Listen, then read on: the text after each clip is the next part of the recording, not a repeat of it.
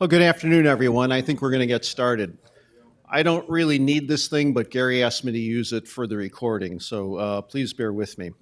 Welcome to this afternoon's MacLean Chair Lecture. The Donald I. MacLean S.J. Chair is held by members of the Society of Jesus who are accomplished teachers and scholars in the arts and sciences. Established in 1987 through the generosity of lead donors Michael J. Morris, class of 56, Joseph McKinney, class of 52, is deceased, and the Jesuit community at St. Joseph's, it is intended to emphasize the university's Jesuit identity, which is inseparable from the finest teaching, scholarship, and collegiate discourse. The chair is named in honor of the university's 24th president, whom some of you remember. The MacLean Scholar is asked to teach one course and give a public lecture each semester. Of course, Father Paolo Gamberini of the Society of Jesus joined us last fall and will serve as the MacLean Chair for this entire academic year, which is about to end. From 1992 to 2014, Father Gamberini taught at the Pontifical Theological Faculty of Southern Italy in Naples, becoming a professor in 2005. For the past 20 years, he has guided silent contemplative retreats in which elements of Eastern and Western spirituality have been connected through the lens of Ignatian spirituality. During the pandemic, he offered online seminars to adults in order to help Catholics dissatisfied with their church articulate their faith vision with a new scientific worldview and in conversation with other religious paths. He's a prolific scholar. He has authored 6 books, has an extensive catalog of peer-reviewed journal articles, most of which appear in Italian, but some also in English, German, and French. His scholarship and teaching focuses on systematic theology with multiple streams of interest, including, but not limited to, Christology, the Trinity, ecumenical and interreligious dialogue, comparative theology of religions, and intriguingly, post-theistic theology, which constitutes a primary focus for today's lecture. He is well known among Jesuit universities in the U.S., having spent 3 years at the University of San Francisco, 1 year at Santa Clara, and 1 semester at Loyola Chicago, Holy Cross, Boston College, and the Jesuit School of Theology in Berkeley, respectively. He currently holds an appointment as a full professor with the Pontifical Theological Faculty of Southern Italy at Cesiano San Luigi in Naples. Today's talk will challenge traditional ways of imagining the resurrection of Jesus. Father Gamberini believes that our reality requires a different theological paradigm for and model of salvation, one that is in dialogue with science, biblical hermeneutics, and philosophy, in order to envision the risen Christ as the blueprint of all creation. As you see above me, his talk is entitled Resurrection Without Miracle, Rethinking Easter in a Post-theistic Paradigm. By the way, I should mention before I get off that Dean Carter sends his regrets. Unfortunately, he was not feeling well this afternoon, and so he could not be here to introduce the MacLean lectures the Dean usually does. So please welcome our 22-23 MacLean chairholder, Father Paolo Gamberini.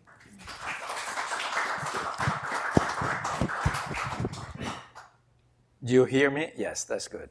I'm so glad to have you all here, and it's nice to see people that I met for the first MacLean Chair, and as well people that were attending the talk with the Jewish Catholic group we did 2 months ago, I guess, if I'm not mistaken, on Jewish mysticism and post-physicality, which has to do with the interest I have on post-theistic theology. You will get something of this, but I just catch up something that I explained last time, but don't worry. It is quite a responsibility for me, but we are all grown-up Catholics, so a responsibility during the Holy Week to talk about the resurrection. Please keep your place in the church for the coming week. Don't leave the church after the talk. But I think it's an opportunity just to reflect on what we believe. is not essential, perhaps, but is important sometimes just to spend time on that. And this is what I would like with you. First of all, the title, Resurrection Without Miracle, you're going to see what I do mean by that. In a few days, Christians all over the world will be celebrating Easter. Whatever happened on that day 2,000 years ago, there is no question it had some transforming power for the disciples. But after the death of Jesus, something happened that convinced the disciples that Jesus had conquered the boundary of human death. But after 2,000 years, if we look around us and in the world, it is not obvious that the power of the risen Jesus is at work.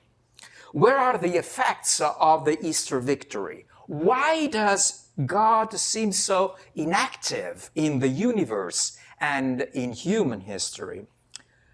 We believe in God and in the resurrection of Jesus, but there is not a kind of cognitive dissonance between what we believe and the reality to which our belief points.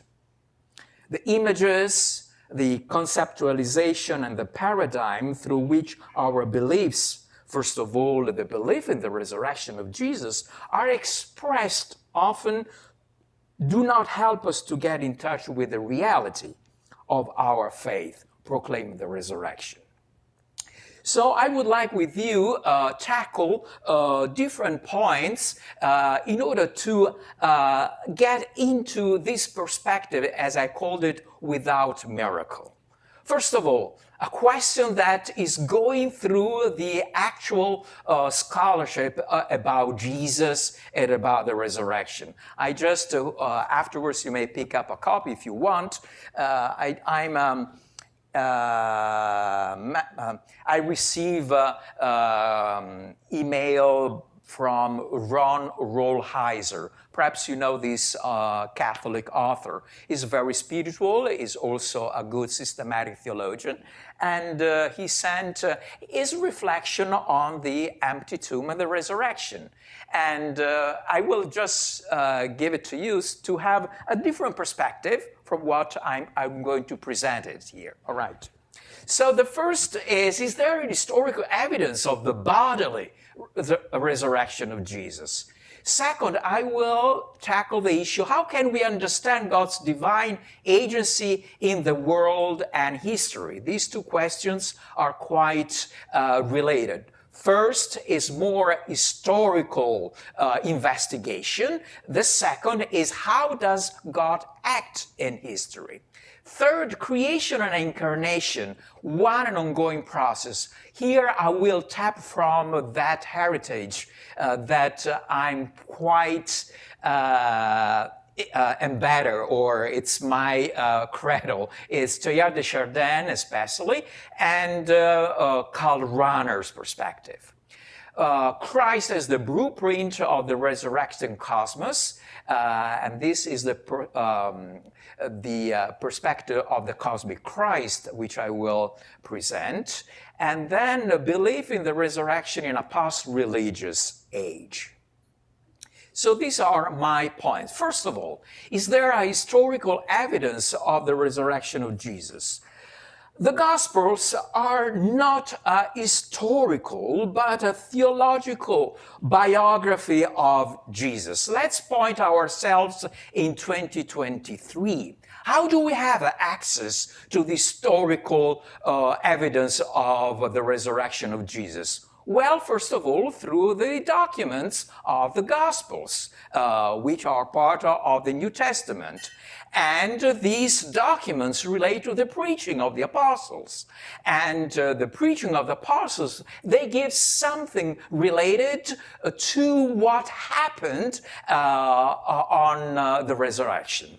So the document of the Pontifical Biblical Commission, 1964. It's very important to see that because it's a document that has been taken into Dei Verbum document of Vatican II, points out that the Gospels are not a documentary about the life of Jesus, his death and resurrection, but they are an interpretation based on the experience of the apostles and on the preaching of the apostles. We do not have a direct access to the resurrection of Jesus. Our knowledge of this event is based on the preaching of the apostles. So what we call tradition, which is something quite amazing, is keeping alive this chain from 2023 to 33 AD. Because of the tradition, we are connected. I would say, is a kind of Christological, but also ecclesiological entanglement. We may use this word from quantum physics. So, no direct access to the resurrection. First of all, I would like to show you this chart. It's a question that anytime you want to know, but is really true this? What we read in the Gospels. So the distinction between fiction and facts about Jesus in the New Testament. I give you what, for scholars, historians, it's within these two words, from evidence, historical evidence, to theological fiction. We have his existence, virginal conceptions, birth in Bethlehem, baptism of Jesus, and healings and miracles. What we are celebrating during the Holy Week events, is all historical, or there are different interpretations going on here. The crucifixion on the cross, the common grave, which has been and is still a great debated issue, burial by Joseph of Arimathea, the empty tomb of Jesus, and the appearances to Magdalene and Peter. As you see here, most of the evidence is related to his existence, to the existence of Jesus, to the baptism of Jesus, and to the crucifixion on the cross. These are historical facts that have been sustained by different historians. So there is no dispute about these three things. The other, you see that the interpretation goes from probability to blended theological fiction. One of the texts which is used frequently in order to talk and to ground the talk on the resurrection of Jesus is 1 Corinthians 15. As you see here, it is dated around the so-called pre-Pauline Creed, 35 Christian era. So almost 2 years after the death and resurrection of Jesus. So it's quite fresh as statements we are going to read here. Remember that usually the vocation of Paul is around 37.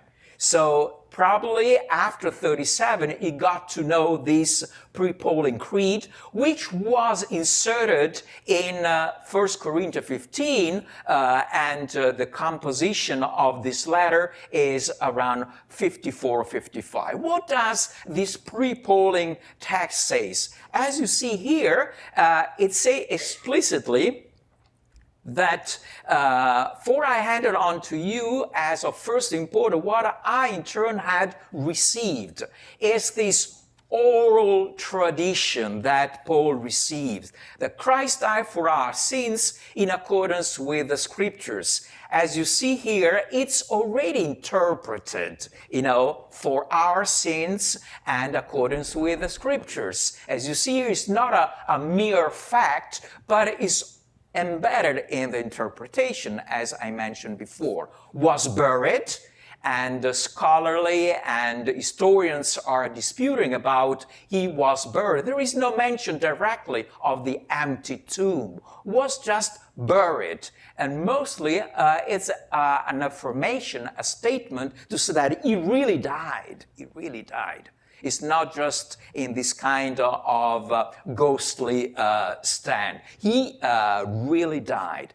And that he appeared to Cephas and then to the 12. Full stop. This is part of this former credo. As I said, received is the oral tradition.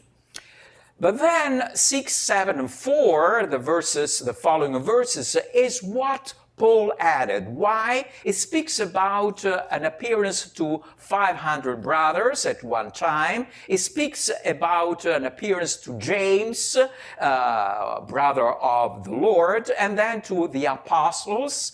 And he added his own appearance in the list. Last of all, as to one untimely born, he appeared also to me.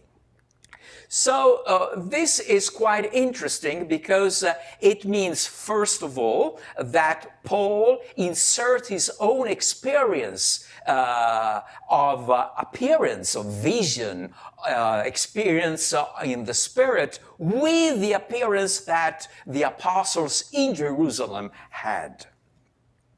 And one thing which is quite important to keep in mind is that Paul is the only one that speaks directly about his experience, or the experience of the resurrection, of the risen Christ. The others, they are reported in the gospel, but there is no direct access to the experience they had. So the historically accepted facts which are taken into account are, first of all, that Jesus died on the cross. Secondly, that he was buried, as we read in the 1 Corinthians, the first part, and these visions to the apostles and Paul.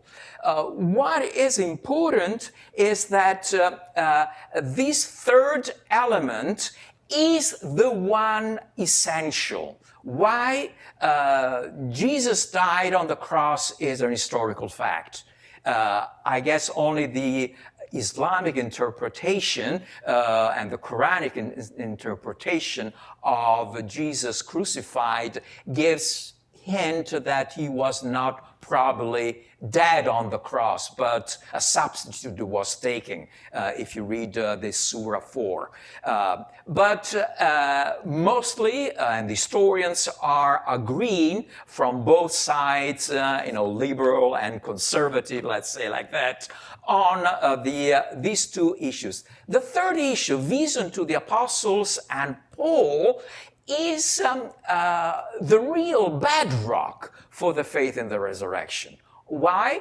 Because it gives us access to what they experience, to what the reality of the risen Lord is. So are the Gospels narratives of the resurrection reliable historical sources? What is clear is that the narratives are related to the effects of the resurrection and not the origin. So the accounts in the Gospels, Mark, Matthew, Luke, and John, they don't describe the resurrection of Jesus. For example, here you have an apocryphal Gospel of Peter, and look here what it says about, this Gospel tries to describe what actually happened. They saw the heavens open and two men descend thence, shining with a great light and drawing near unto the sepulchre, and that stone which had been set on the door rolled away of itself. And then look at the second paragraph. And of the two, they saw that their heads reached unto heaven, but of him that was led by them, that it overpassed the heavens. You see, all of this you don't find in the Gospels. So as you see, what the gospel gives us is not a direct description of what the resurrection is, but of the effects, the burial, and the appearances of Jesus. Secondly, we have to keep in mind that the authors that write the gospel do have religious, anthropological, and cosmological bias. They write within this interface. And here comes many conception of what is the identity of a body, or what is time. They play a role in molding the description of the resurrection. An example, Matthew 27, 50, 54. We read in the liturgy last Sunday. I just want to read this because it has really a provoking insight. Why?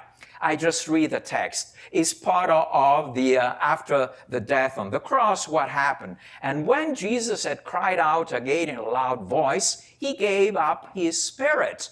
And at that moment, the curtain of the temple was torn in two from top to bottom. This is quite present also in other Gospels about this turning of the curtain of the temple. But here, the earth shook, the rocks split, and the tombs broke open. Is the mention of the earthquake. The bodies of many holy people who had died were raised to life. So the first that rose from the dead is not Jesus, are these ones that rose from the dead. They came out of the tombs after Jesus' resurrection and went into the holy city and appeared to many people. So as you see, you have this kind of connection of Jesus' resurrection with the resurrection of this body. And I just show you here in this Paolo Cagliari crucifixion, you may see the scene here. And these are the ones that are appearing to the people in Jerusalem at the moment when the curtain was torn apart and the graves were opened. So you see, this is a typical apocalyptic description. And it's spoken in the gospel. Now, we could say, oh, that is just, should not be taken literally. If we don't take that literally, why should we take not literally the other? Reason body. It's important here to go into the relation between Jewish thinking and Greek thinking of the body. Because it's true, the gospel narratives have a greater emphasis on the body, greater than you can find in Paul. But just a reminder, what is the Greek thought about the body? Plato says that the body is a prison for the soul. What is essential for the I am is the soul. So the body can disappear. It's better just to leave it aside. But who I am, my soul give my identity. This is the Greek thought. And what is the Jewish thought? Well, the Jewish thought has for centuries identified spirit and body. They are a unity. Certainly from two different perspectives, by the idea of a soul that continues to live with an identity afterward is not part of the Jewish anthropology. It's the Sheol, the place where the identity is shadowy. But what is the Paul's perspective? Does he tap from that tradition? Certainly Paul as we know, is tapping from the Pharisaic tradition. And the Pharisaic tradition is very much entangled with the apocalyptic tradition. And what is this tradition? It's a tradition that places body and soul certainly in a strong relationship. But there is a difference from the Greek thought. The soul is not actually the last identity of the I. No, because the I is connected with the body. Therefore, Paul speaks of the reason body, which is like a different cloth that is given to the risen Christ. So that means that soma pneumatikon is a kind of new building, as Paul says in the 1 Corinthians chapter 15, verse 50. Now, all of this is very important in order to understand the resurrection. Why?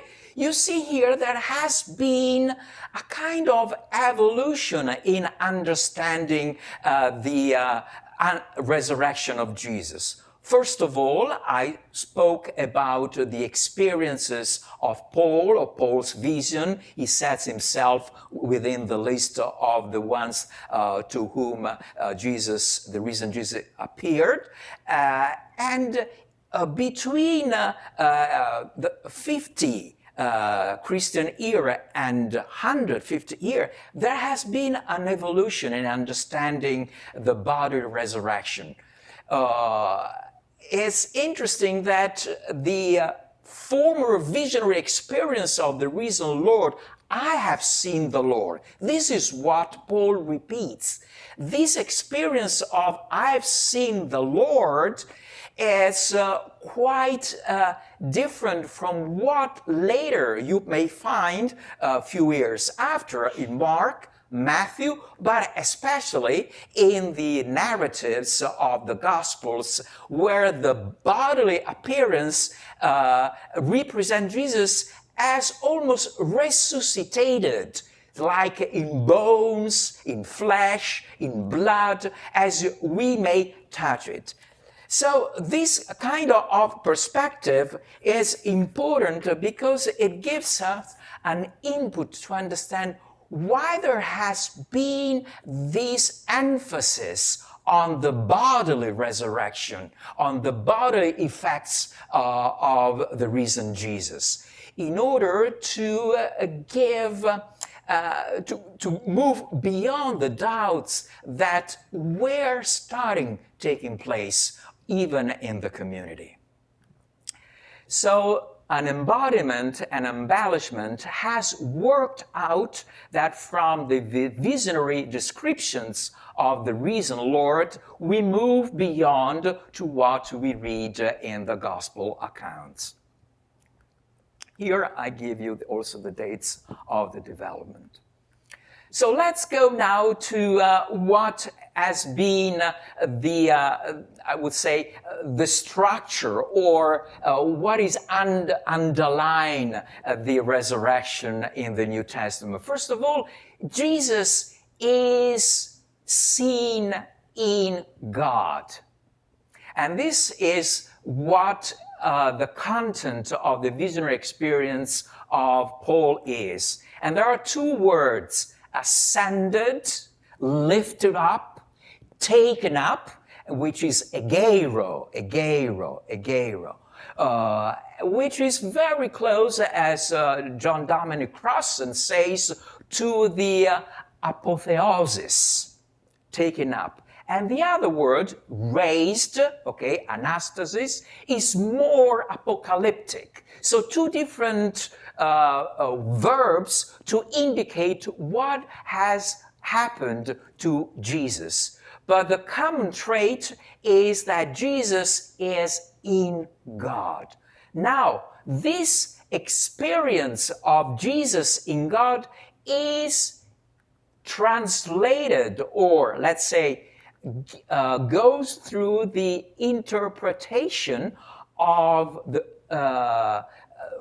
religious tradition, of cultural traditions, of paradigm and Weltanschauungen, and they give the understanding that Christ is risen. This kind of interpretation are essential. Essential because they mold what the experience is all about. Let's go now to the third point. The resurrection is not an event of the world. And here it's important to tackle the question, is the resurrection of Jesus as such an historical event? Now, what does it mean historical? Can be an object of historical investigation, and the criteria in order to have an event described and defined as historical are actually under the principle of analogy. That means it's an event that I know through other events. The presence of reliable sources, plausibility, and fourth, inner-worldly causalities. These are the four criteria in order to define an event as object of historical investigation. So can an historian prove that the resurrection is an historical fact? This is the question debated. The first three are more epistemological. The fourth one has to do with the ontology. That means with metaphysics. The resurrection. So the resurrection has to keep in mind these four criteria in order to be defined as an historical fact. But under the scrutiny of analogy, plausibility, inner-worldly causality, and reliable sources, we have to say that resurrection is not to be considered an historical fact. Before, Paolo was mentioning to me Raymond Brown, that he was, I guess, in the 80s, last century, defining the resurrection as a trans-historical fact or event. Now, what that means, first of all, why it does not hold the principle of the analogy? First of all, because it speaks, when we speak of the resurrection as a miracle, we speak about something which is unique. And unique means that has no analogical reference. Secondly, the gospel are theological writings, so from different opposing perspectives. So they don't keep and they cannot be taken fully as reliable sources. That does not mean that they are false, but they cannot be taken as an historical, for the historical investigation. Third, the implausibility of what is mentioned here about the resurrection. And fourth, God is not a worldly agent by definition. So when an historian says this fact can only be proved or explained by the intervention of God, this goes beyond what is the criterion of the inner-worldly causality. And so that brings us to what the Easter sequence is all about. Where was the belief in Jesus' resurrection originated? In the empty tomb? Well, the empty tomb may be interpreted in different ways, as it kept also in the testimony, in the witness of the Gospels, the Gospel of Matthew. In the appearance or the vision of the apostles, that can be really true. That is the place where we can have the origin of the resurrection. But what is important is the faith community. What do I say with that? If we go to what we may find in Acts 10, but God raised Jesus from the dead on the third day and caused him to be seen. Caused him to be seen. You see here, has to do with the visionary experience whose testimony is given by Paul. He was not seen by all the people, but by witnesses whom God had already chosen. So who are the ones that see Jesus? Are believers. So as you see here, the faith community and the faith framework is essential in order to understand the event of the resurrection. I would like now to, in order to show you that this kind of reflection are not away from our tradition, theological tradition, I just wanted to quote two passages from the book Jesus of Nazareth by the former Pope, the deceased Pope Benedict XVI. Pope Benedict writes, it is of the essence of the resurrection precisely to burst open history and usher in a new dimension commonly described as eschatological, as with some differences about what I introduced before by the word apocalyptic. The resurrection opens up the new space that transcends history and creates the definitive. You see here that the event of the resurrection cannot be aligned to other events in a worldly. The resurrection is not the same kind of historical event as the birth or crucifixion of Jesus. It is something new, a new type of event. Yet, at the same time, it must be understood that the resurrection does not simply stand outside or above history, as something that breaks out of history and transcends it. The resurrection, nevertheless, has its origin within history and up to a certain point still belongs there. We have seen empty tomb or the burial and the appearances or the visionary experiences. Perhaps we could put it this way: Jesus' resurrection points beyond history but has left a footprint within history. That is the faith community. Therefore, it can be attested by witnesses as an event of an entirely new kind. This is Joseph Ratzinger, as I said before. So the resurrection, as I said, is not to be thought within the world of history, but is an event which transcends, trans-historical, but at the same time is not just a spiritual reality, has a relationship, to the reality itself. So this gives us the opportunity to see the conclusion that when we talk about the event of the resurrection, we have to keep in mind that it is not an historical fact, no access from the historical point of view, and secondly, has to do with a trans-historical event. How can we understand, so, God's divine agency in world and history? Here, as I said, I would like to introduce Karl Rahner. Karl Rahner, in an essay on the theology of worship, discusses two models of interpreting divine action. The first model interprets God's action in a miraculous and mythological way.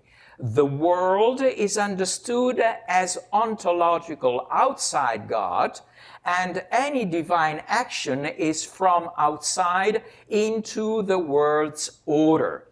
Within this interventionist perspective, as you see here, God's grace is merely considered as acting and happening at certain points in space and time, in a world that is constitutively deprived of grace. According to this model, divine revelation is considered as punctual. And in this model, reality is divided into two, supernatural and the natural. Alongside this two-tier model, Rahner has a different perspective, which is very much influenced by Teilhard de Chardin. He calls it also evolutionary perspective. The world and human history from the outset is always encompassed and permeated with divine grace and God's self-communication. As you see here, is God's self-communication that pervades the whole world and the whole history. God's presence and activity is always and everywhere in the world. God's action is not something particular added to the world, but it is the divine creativity that makes possible that all things realize themselves. And a very important element in Rahner's evolutionary understanding is that this evolution he identifies with the self-transcendence of all human history, which has also a declination, articulation in the Homo sapiens, and within the Homo sapiens, that man, we call it Jesus of Nazareth, as the realization of this movement towards the mystery of God. Properly speaking, says Teilhard de Chardin, God does not make. God makes things make themselves. That is why there is no breach or cleavage at the point at which God enters.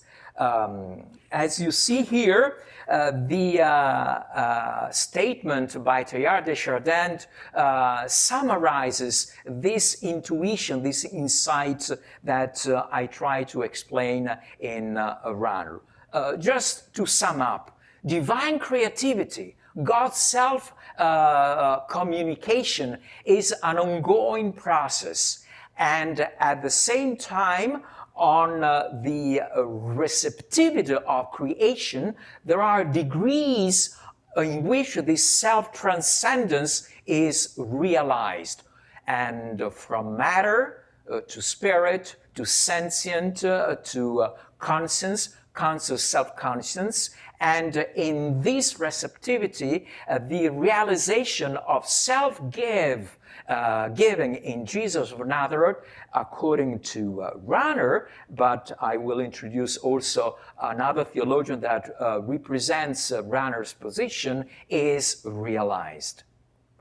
Here I give you a kind of example, an example of what I am representing here with self-transcendence. Maurice Wiles, that has been for many years for the Church of England in charge of the doctrine, the so-called Office of the Doctrine of Faith of the Church of England. He says, I do not think that we can properly speak of God being more creative in one place than in another. The transcendent creator-creature relationship does not permit of being graded in terms of less and more. Nevertheless, I think we may speak of certain aspects of the created order as particularly potent vehicles for human awareness of divine creativity. And let's go now to the third point, creation and incarnation, one and ongoing process. We are, most of the Jesuits in the second week, you know, the meditation of the Trinity looking downwards to the world. Let's make the incarnation.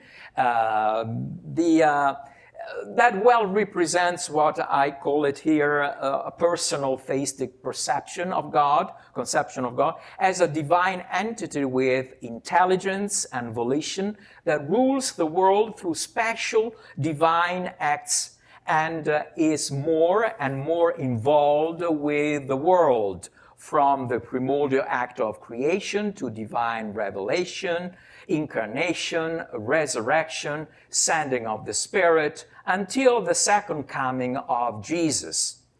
when we think of God's relation to the world in such a progressive and gradient manner on God's side, it means to have not thoroughly conceived of the act of creation. Why?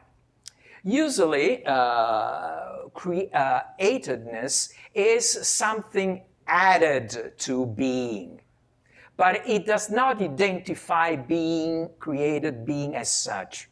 And the same happens with God's creativity. There is divine being and a difference with his divine acts. Now, the perspective is just to move to a relational understanding of createdness. As you see here, createdness is the being. Being is created. So being created is this total relationship to God, and the creativity in God is not separated by his divine being. So we may say that God's being is grace, is actually great. So when Rahner says, when God wants to be what is not God, humanity comes to be, you see here that the divine creative love is communicated to that reality which is not God, which becomes, in evolutionary, the self-expression of God. What is Jesus of Nazareth is the plain and the exhaustive realization of this receptivity of the communication of God. As Roger Haidt says through the title of his book, really Jesus is the symbol, the presence of God's self-expression. So Rahner, God truly wants to have the other as his own. He constitutes it in his general reality. God goes out of himself, he as the self-given fullness. Because he can do this, because this is his free and primary possibility, for this reason, he is defined in Scripture as love. And here, I entitle Love as Self-Transcendence. We may understand what is in place with the resurrection of Jesus. I just skip to this beautiful understanding in Roger Haidt here. The self-communication, as I said, is received in different degrees and is beautiful. The idea of the shoot from below that brings forth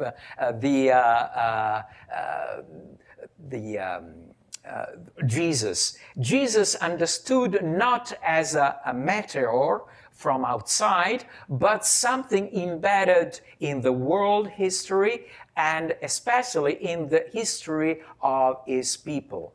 And as you see, Jesus is the one that realizes this cosmic self-transcendence.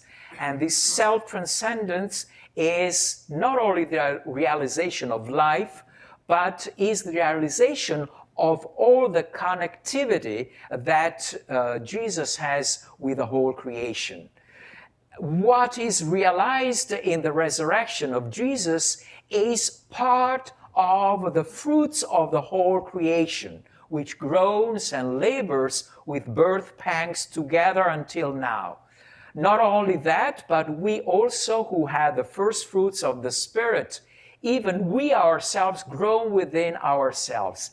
It's interesting to see that this movement is a movement that occurred in Jesus of Nazareth and continues in the community of the believers, but goes beyond the same community of the believers. And this connectivity is very much underlined in Karl Rahner. he says, the union of God and humanity must not be seen so much as something which distinguishes Jesus from us, but as something which must occur once and only once when the world begins to enter upon its final phase, which does not necessarily mean its shortest phase. What does Runner here do is to connect Jesus with us. According to the Christian faith, Jesus of Nazareth is the definitive climax and the radical closeness to the absolute mystery. But we are inserted in this movement towards the final transformation of all reality.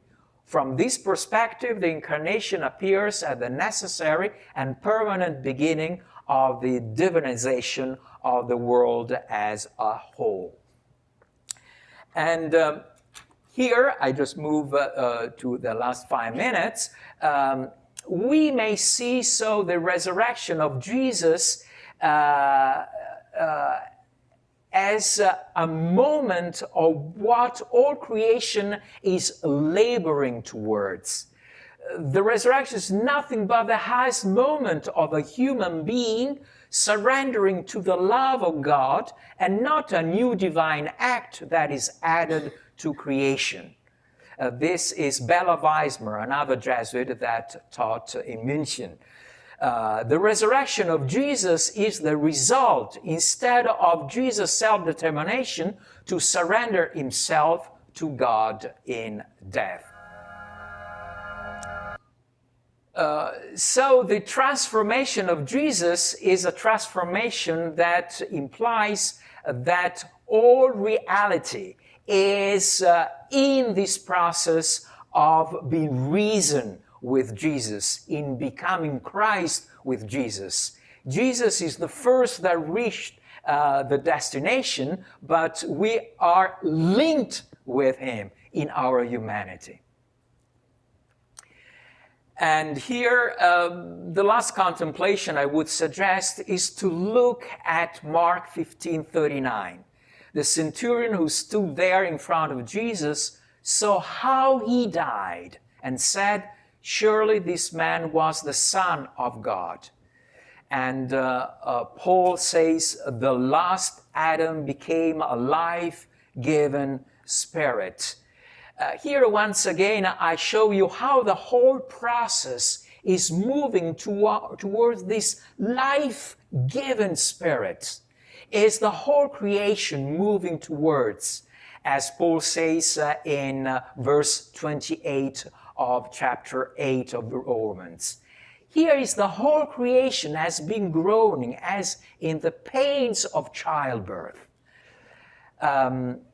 These are two mosaics from my hometown, Ravenna. It's beautiful because you see here that the event of the resurrection, of the exaltation of Jesus, is not separated from the world, from all the other stars that we are to become. The resurrection is a cosmic event, and it's very clear manifested in the Byzantine icons, as you see here, from the descent of Jesus to the Sheol.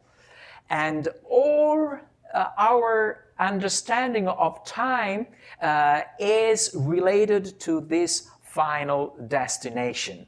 I just skipped this. It has to do with the pole understanding, and the last slides that sum up what I would like with you just to end. This text from John 12 is really the climax, not only in the life of Jesus, but in the life of the body of Jesus, of each one of us, but beyond that, the whole cosmos moving, as Paul says in the letter to the Romans. Unless a grain of wheat falls into the ground and dies, it remains alone.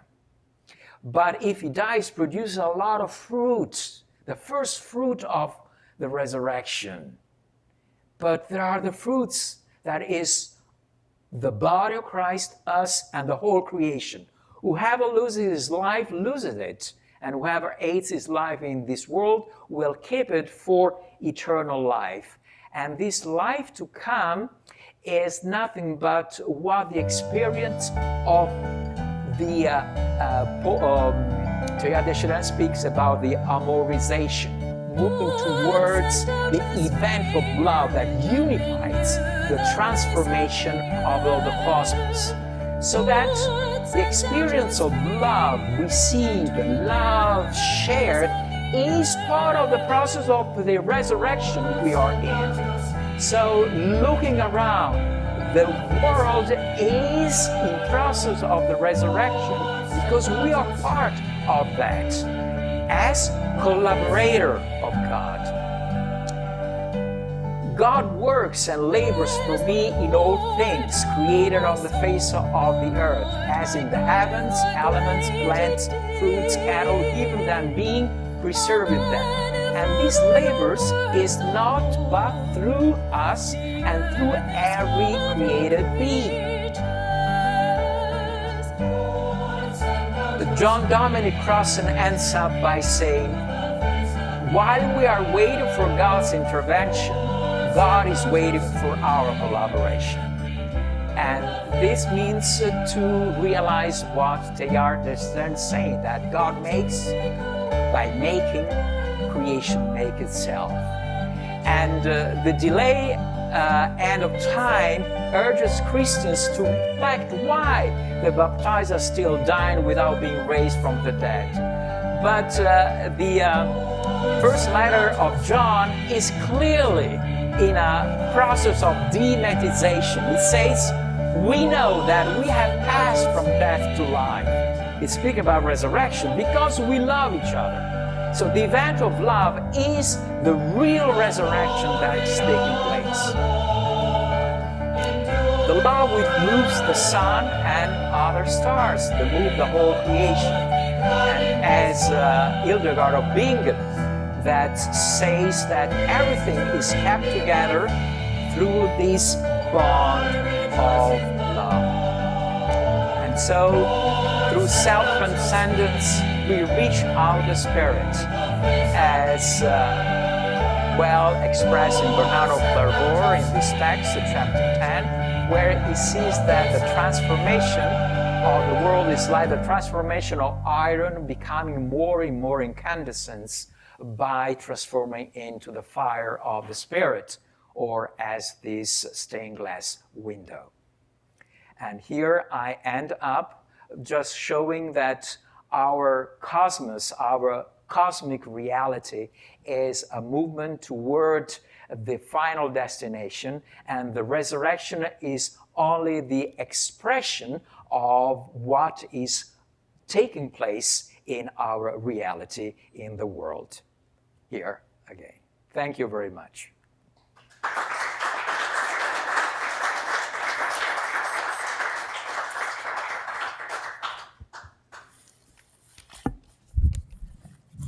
Thank you, Paolo, again for a very stimulating, insightful, and challenging lecture. So we do have time for questions, and anyone would like to start? Yes, Patrick. And I'm going to give you the microphone because it's being recorded.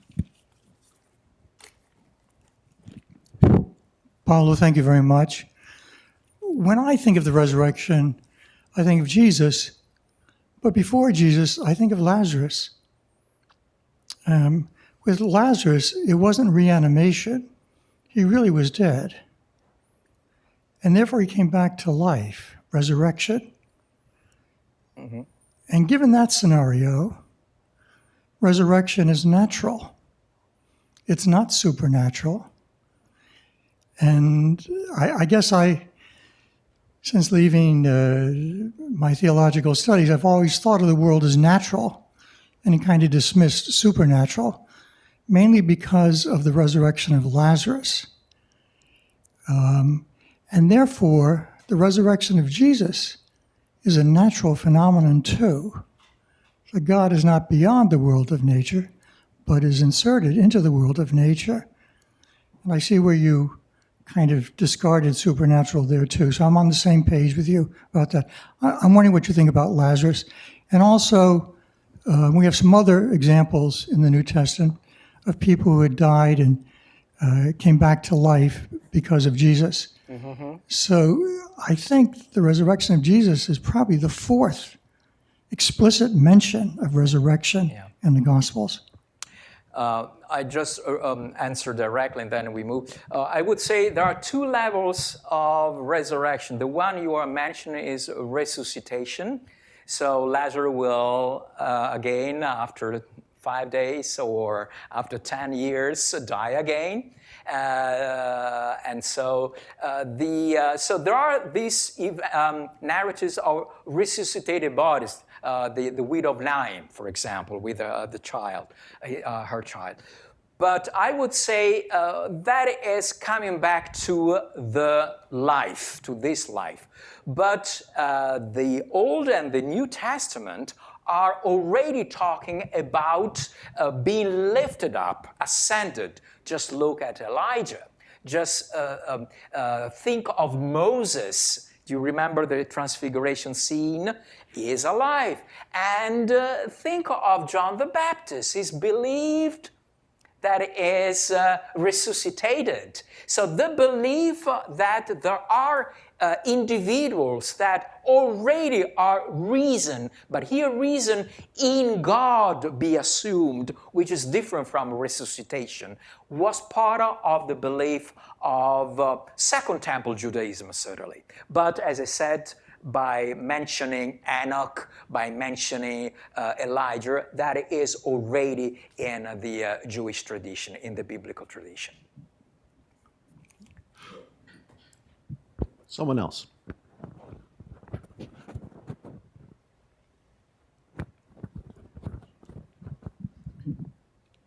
Father, thank you very much. A question on Paul and the concept of the bodily resurrection. Do you think that because he was Hellenized, he was a Hellenized Jew, is he picking up any other flavors besides his Judaic Pharisaic?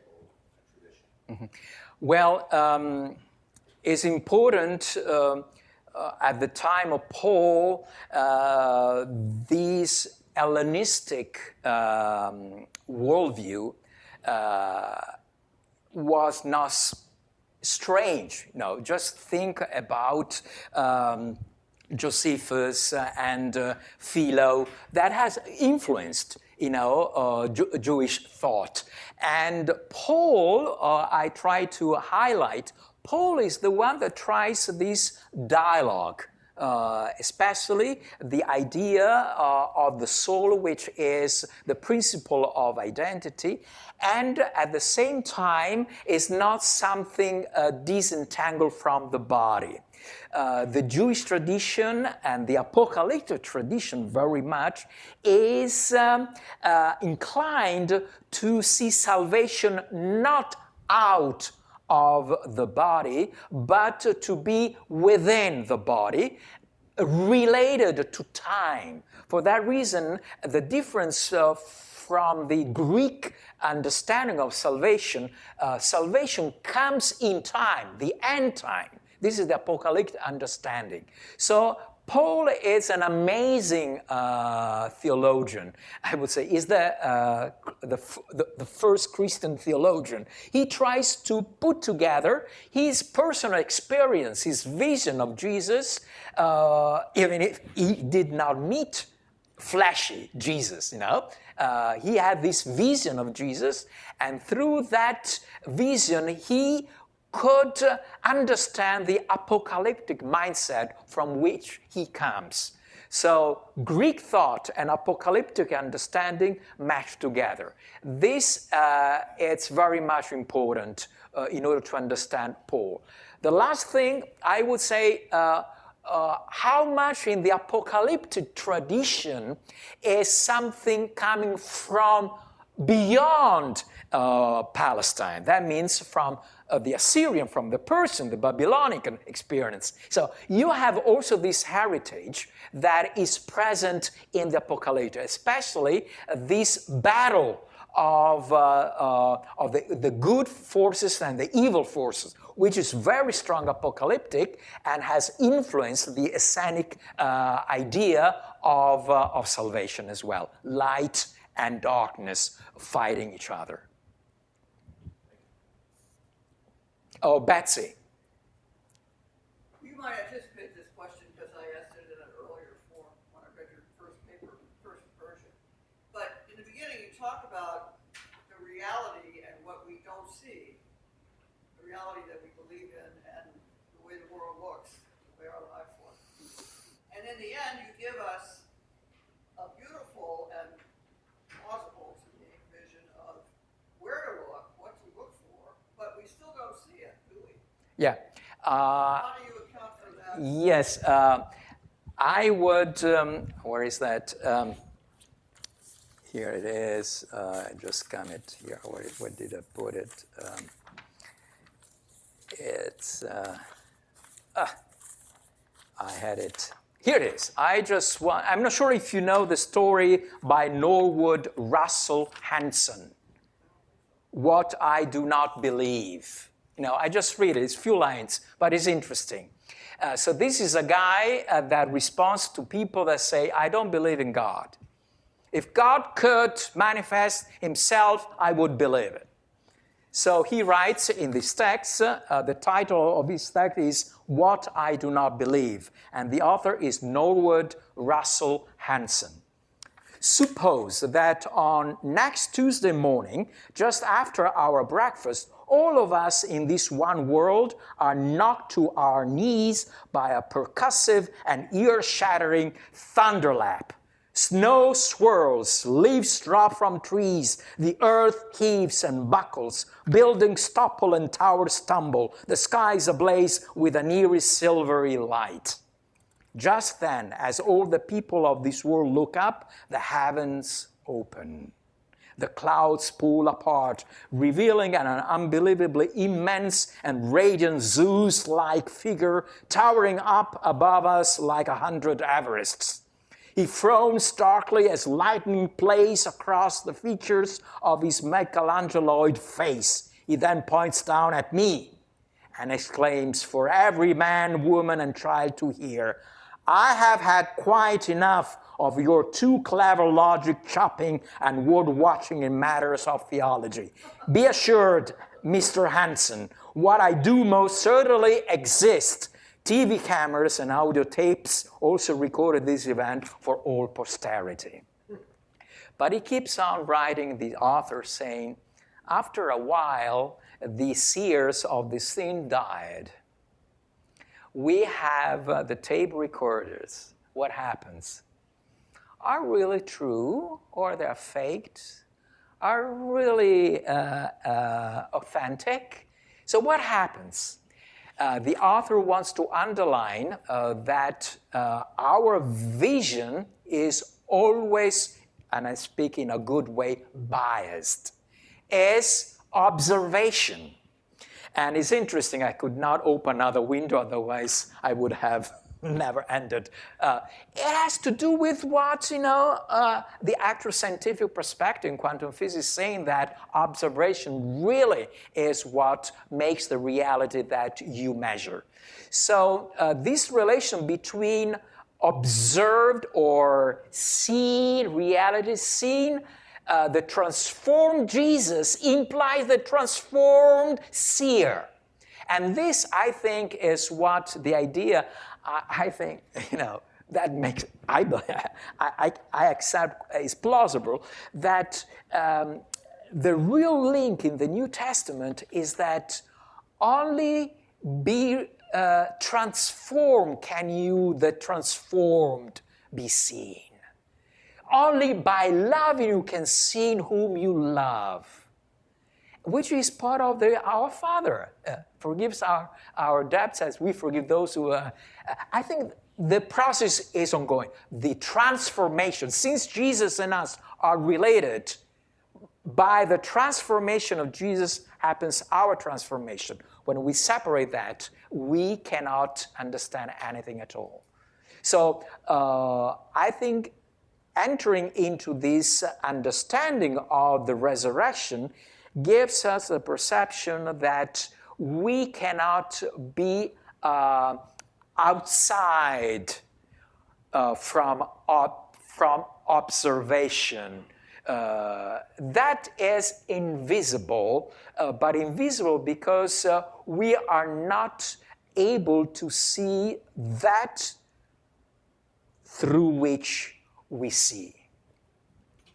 So this is the dimension of the process between believing and resurrection. They belong together. You cannot separate the two. But that is, I think, the attempt from these Christian fundamentalist historians that try to prove the resurrection of Jesus as it were an observable, provable event, denying the nature of the event and denying this important, essential link between believing and reality of what is believed. Yes? Paolo, thank you. I think you brought a lot of very sound reflections on the resurrection together, and I appreciate that. You know, I like this idea of the exaltation of Christ on the cross, the crucifixion, the exaltation of Christ to the right hand of the Father, the ascension, the descent of the Holy Spirit, the resurrection of Jesus as first fruits of the resurrection. I like the idea that those are all probably primarily were liturgical celebrations of the same event. The same event. We're looking at the same reality. Right. But why not call it a miracle? It seems to me that maybe you could entitle the talk Resurrection Without Divine Intervention, maybe, but I mean, I think it's a miracle that I've been able to sit here in the heat of this room. Just one other thing, though, that I think too that it's that belief in the resurrection, I would say, is much more widespread. It's faith, hope, and love in the face of death. Mm-hmm. And resurrection of Christ is a way to express the reality of that. Right. But I think a lot of people who wouldn't express faith in the resurrection of Christ actually do believe in the resurrection because they get up in the morning and proceed with life in a whole way. That is true. I would say for the first question, for me what has been very inspiring, I'm not sure if there is an English translation. It is in French and in Italian. An article by Jean-Luc Marion. I'm not too into Jean-Luc Marion, too much this, cream and so on, a lot of words. But it's a small article published in Commune about miracles. A miracle is possible, okay?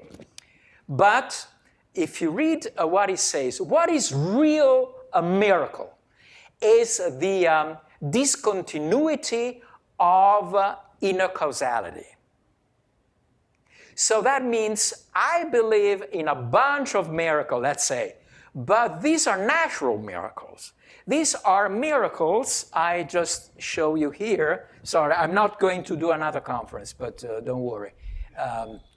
I just want, because I had prepared this slide here. Let me track it here. Here it is, yes. You can see here. The understanding of the miracle is like there is a kind of area. You see the area which is fish and meat. It's the supernatural, which is miracle, spatial divine action, and something like that. And it's what Thomas Aquinas says. A miracle is an event that exceeds the productive power of nature. And I don't agree with this. But not I. I want to be Thomistic until the end, because Thomas Aquinas always speaks about a primary cause acting through secondary causes, and keep that grammar. This is what Bela Weismer, this Jesuit I mentioned before, is saying. So how can we understand a miracle in a not miracleistic way? I would say that certainly the world created has extraordinary events. Can be things that, according to Augustine, a miracle is not contrary to nature, but only to our knowledge. It's something that I don't know how to explain it. Miracles are made possible by hidden potentiality in nature. You see here, this is amazing. This is very much in accord also with what quantum physics says, that all reality has potentialities. But what happens is not from outside, but within the created order. So it's a naturalistic understanding of miracle, where the difference is not between natural and supernatural, but between ordinary events and extraordinary events, but within the naturalistic mindset. Yes? I just want to add that American philosophers like Charles Sanders Peirce see evolution in that way. Yeah. Exactly that way. Yeah, because it's a different grammar. So in order to keep these two, I'm not a deistic, I'm not a theistic, personal theistic, but a perspective where really creativity, it's empowering creatures to this potentiality. So in this way, I try to understand. And so what happened? It happened that Jean-Luc Marion says, where there is this moving beyond, that means there is this creativity, and the creativity for him is actually the reality of God. God is the novelty. It's what goes beyond the inner causality. You cannot find within that, but makes possible that. So this, I think, a different understanding of what a miracle, a naturalistic understanding of miracle. And I think that's a good place to end. Paolo, Okay. thank you very much. Please feel free to help yourselves to more refreshments in the back. I'm sure the conversation can continue informal. And if you want, I got the text of Ron Rolheiser here, which is, as I said, in order to make a part condicio, it's a little different, but I don't want to, what I suggest is a possibility. It's not, so that you see that I don't want to give only one perspective. Here you are. Sure. Keep it here. Thank you. Thank you. You too. You're welcome. Yeah.